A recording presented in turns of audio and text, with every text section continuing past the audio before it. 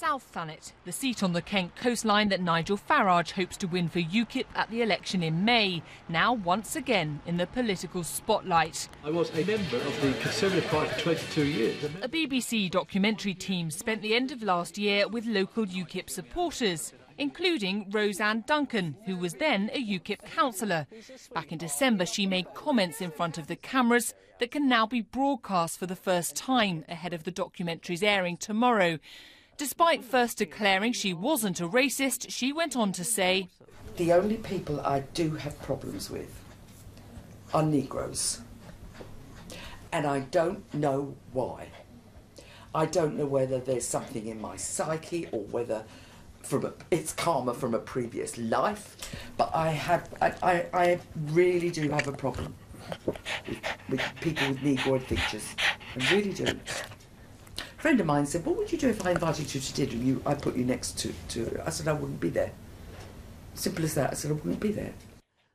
Miss Duncan's colleague, clearly shocked, challenged her view, but admitting she really did have a problem for which she needed help, she went on. I was born at the late 40s, early 50s, when, especially down in Thanet, there weren't any, and I wasn't brought up with them. Now, that's no justification at all. It doesn't answer the question, why is she like that with them and not anybody else? Really bizarre. Ukip HQ was told about the comments at the time and expelled Miss Duncan from the party immediately. This week, Nigel Farage said her views weren't shared. What was said was wholly inappropriate, at odds with what UKIP stands for, and we just don't tolerate that sort of thing.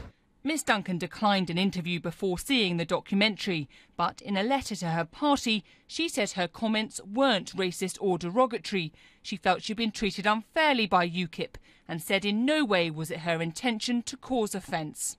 UKIP's been caught up in claims of racism before, but this time it's here in Thanet, right where they need support for the general election. The question is, will this dent their popularity, or will supporters simply see this focus on one woman's comments as an attempt to discredit the party? The BBC said its documentary was designed to be a close-up look at the party's activists in this potentially winnable seat and was made with UKIP's agreement. The fast-growing party has had to cope with renewed scrutiny and sometimes unwelcome focus. Alex Forsyth, BBC News, South Thanet.